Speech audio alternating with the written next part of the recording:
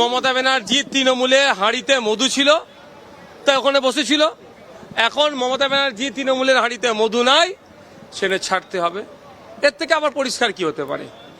আদর্শহীন মানুষ মৃত মানুষের নাই। এদের আদর্শ আছে?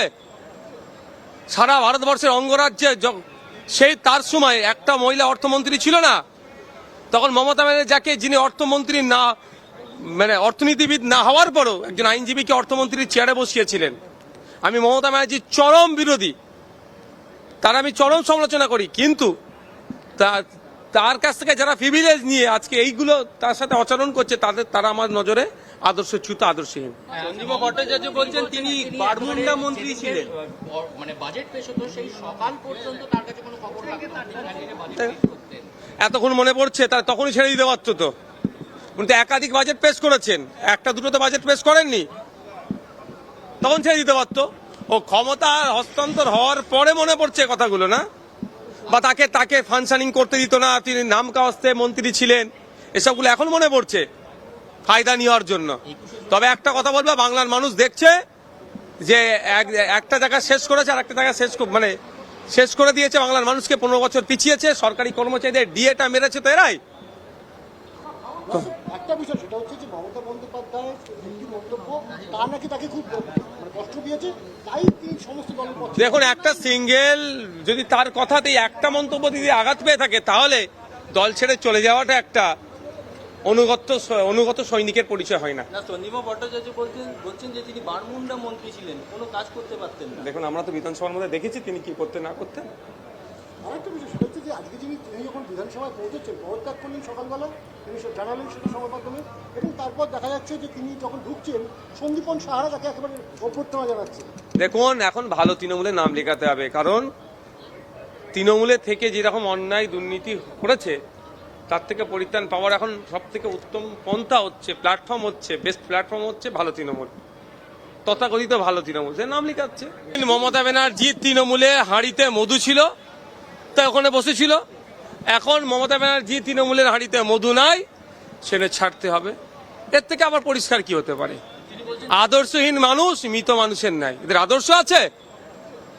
সারা ভারতবর্ষের অঙ্গরাজ্যে সেই তার সময় একটা মহিলা অর্থমন্ত্রী ছিল না, তখন মমতা ব্যানার্জি যাকে, যিনি অর্থমন্ত্রী না, মানে অর্থনীতিবিদ না হওয়ার পরও একজন আইনজীবীকে অর্থমন্ত্রীর চেয়ারে বসিয়েছিলেন। আমি মমতা ব্যানার্জির চরম বিরোধী, তার আমি চরম সমালোচনা করি, কিন্তু তার কাছ থেকে যারা প্রিভিলেজ নিয়ে আজকে এইগুলো তার সাথে আচরণ করছে, তারা আমার নজরে আদর্শচ্যুত, আদর্শহীন। চন্দ্রিমা ভট্টাচার্য বলছেন তিনি বারমুন্ডা মন্ত্রী ছিলেন, মানে বাজেট পেশ হতো সেই সকাল পর্যন্ত তার কাছে কোনো খবর থাকতো না। এতক্ষণ মনে পড়ছে, তার তখনই ছেড়ে দিতে পারতো তো। কিন্তু একাধিক বাজেট পেশ করেছেন, একটা দুটো তো বাজেট পেশ করেননি, তখন ছেড়ে দিতে পারতো। ও ক্ষমতা হস্তান্তর হওয়ার পরে মনে পড়ছে কথাগুলো, না? বা তাকে ফাংশনিং করতে দিত না, তিনি নাম কাওয়াস্তে মন্ত্রী ছিলেন, এসবগুলো এখন মনে পড়ছে ফায়দা নেওয়ার জন্য। তবে একটা কথা বলবো, বাংলার মানুষ দেখছে যে একটা জায়গা শেষ করেছে আর একটা জায়গা শেষ করে দিয়েছে। বাংলার মানুষকে 15 বছর পিছিয়েছে, সরকারি কর্মচারীদের ডিএটা মেরেছে তো এরাই। একটা বিষয় সেটা হচ্ছে যে মমতা বন্দ্যোপাধ্যায় একটি মন্তব্য তার নাকি তাকে খুব কষ্ট দিয়েছে, তাই তিনি সমস্ত দলের পক্ষে। দেখুন, একটা সিঙ্গেল যদি তার কথাতেই একটা মন্তব্য যদি আঘাত পেয়ে থাকে, তাহলে দল ছেড়ে চলে যাওয়াটা একটা অনুগত সৈনিকের পরিচয় হয় না। চন্দ্রিমা ভট্টাচার্য বলছেন যে তিনি বারমুন্ডা মন্ত্রী ছিলেন, কোনো কাজ করতে পারতেন না। দেখুন, আমরা তো বিধানসভার মধ্যে দেখেছি তিনি কি করতে না করতেন। আরেকটা বিষয় সেটা হচ্ছে যে আজকে তিনি যখন বিধানসভায় পৌঁছেছেন, পদত্যাগ করলেন সকালবেলা, তিনি জানালেন সেটা সংবাদ মাধ্যমে, এবং তারপর দেখা যাচ্ছে যে তিনি যখন ঢুকছেন সন্দীপন সাহারা তাকে একেবারে অভ্যর্থনা জানাচ্ছে।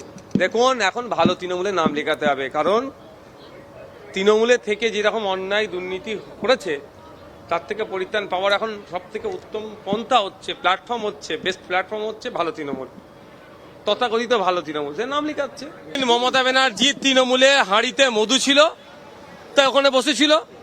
এখন মমতা ব্যানার্জি তৃণমূলের হাঁড়িতে মধু নাই, সেটা ছাড়তে হবে। এর থেকে আবার পরিষ্কার কি হতে পারে? আদর্শহীন মানুষ মৃত মানুষের নাই। এদের আদর্শ আছে? সারা ভারতবর্ষের অঙ্গরাজ্যে সেই তার সময় একটা মহিলা অর্থমন্ত্রী ছিল না, তখন মমতা ব্যানার্জি যাকে, যিনি অর্থমন্ত্রী না, মানে অর্থনীতিবিদ না হওয়ার পরও একজন আইনজীবীকে অর্থমন্ত্রীর চেয়ারে বসিয়েছিলেন। আমি মমতা ব্যানার্জির চরম বিরোধী, তার আমি চরম সমালোচনা করি, কিন্তু তার কাছ থেকে যারা প্রিভিলেজ নিয়ে আজকে এইগুলো তার সাথে আচরণ করছে তারা আমার নজরে আদর্শচ্যুত, আদর্শহীন। চন্দ্রিমা ভট্টাচার্য বলছেন তিনি বারমুন্ডা মন্ত্রী ছিলেন, মানে বাজেট পেশ হতো সেই সকাল পর্যন্ত তার কাছে কোনো খবর থাকতো না, তিনি ক্যান্ডিডেট বাজেট পেশ করতেন। এতক্ষণ মনে পড়ছে তার তখনই ছেড়ে দিতে পারতো তো, কিন্তু একাধিক বাজেট পেশ করেছেন, একটা দুটো তো বাজেট পেশ করেননি, তখন ছেড়ে দিতে পারতো। ও ক্ষমতা হস্তান্তর হওয়ার পরে মনে পড়ছে কথাগুলো, না? বা তাকে ফাংশনিং করতে দিত না, তিনি নাম কাওয়াস্তে মন্ত্রী ছিলেন, এসবগুলো এখন মনে পড়ছে ফায়দা নেওয়ার জন্য। তবে একটা কথা বলবো, বাংলার মানুষ দেখছে যে একটা জায়গা শেষ করেছে আর একটা জায়গা শেষ করে দিয়েছে, বাংলার মানুষকে 15 বছর পিছিয়েছে, সরকারি কর্মচারীদের ডিএটা মেরেছে তো এরাই। একটা বিষয় সেটা হচ্ছে যে মমতা বন্দ্যোপাধ্যায় একটি মন্তব্য তার নাকি তাকে খুব কষ্ট দিয়েছে, তাই তিনি সমস্ত দলের পক্ষে। দেখুন, একটা সিঙ্গেল যদি তার কথাতেই একটা মন্তব্য যদি আঘাত পেয়ে থাকে, তাহলে দল ছেড়ে চলে যাওয়াটা একটা অনুগত সৈনিকের পরিচয় হয় না। না, চন্দ্রিমা ভট্টাচার্য বলছেন যে তিনি বারমুন্ডা মন্ত্রী ছিলেন, কোনো কাজ করতে পারতেন না। দেখুন, আমরা তো বিধানসভার মধ্যে দেখেছি তিনি কি করতে না করতেন। আরেকটা বিষয় সেটা হচ্ছে যে আজকে তিনি যখন বিধানসভায় পৌঁছেছেন পদত্যাগ করলেন সকালবেলা, তিনি জানালেন সেটা সংবাদ মাধ্যমে, এবং তারপর দেখা যাচ্ছে যে তিনি যখন ঢুকছেন সন্দীপন সাহারা তাকে একেবারে অভ্যর্থনা জানাচ্ছে। দেখুন, এখন ভালো তৃণমূলে নাম লেখাতে হবে, কারণ তৃণমূলে থেকে যেরকম অন্যায় দুর্নীতি করেছে তার থেকে পরিত্রাণ পাওয়ার এখন সব থেকে উত্তম পন্থা হচ্ছে, প্ল্যাটফর্ম হচ্ছে, বেস্ট প্ল্যাটফর্ম হচ্ছে ভালো তৃণমূল, তথাকথিত ভালো তৃণমূল, সে নাম লেখাচ্ছে। মমতা ব্যানার্জি তৃণমূলে হাঁড়িতে মধু ছিল তাই ওখানে বসেছিল, এখন মমতা ব্যানার্জি তৃণমূলের হাঁড়িতে মধু নাই, সেটা ছাড়তে হবে। এর থেকে আবার পরিষ্কার কি হতে পারে? আদর্শহীন মানুষ মৃত মানুষের নাই, এদের আদর্শ আছে? সারা ভারতবর্ষের অঙ্গরাজ্যে সেই তার সময় একটা মহিলা অর্থমন্ত্রী ছিল না, তখন মমতা ব্যানার্জি যিনি অর্থমন্ত্রী না অর্থনীতিবিদ না হওয়ার পরও একজন আইনজীবীকে অর্থমন্ত্রীর চেয়ারে বসিয়েছিলেন। আমি মমতা ব্যানার্জির চরম বিরোধী, তার আমি চরম সমালোচনা করি, কিন্তু তার কাছ থেকে যারা প্রিভিলেজ নিয়ে আজকে এইগুলো তার সাথে আচরণ করছে তারা আমার নজরে আদর্শচ্যুত, আদর্শহীন। চন্দ্রিমা ভট্টাচার্য বলছেন তিনি বারমুন্ডা মন্ত্রী ছিলেন, মানে বাজেট পেশ হতো সেই সকাল পর্যন্ত তার কাছে কোনো খবর থাকতো না, তিনি ক্যান্ডিডেট বাজেট পেশ করতেন। এতক্ষণ মনে পড়ছে তখনই ছেড়ে দিতে পারতো তো, কিন্তু একাধিক বাজেট পেশ করেছেন, একটা দুটো তো বাজেট পেশ করেননি, তখন ছেড়ে দিতে পারতো। ও ক্ষমতা হস্তান্তর হওয়ার পরে মনে পড়ছে কথাগুলো, না?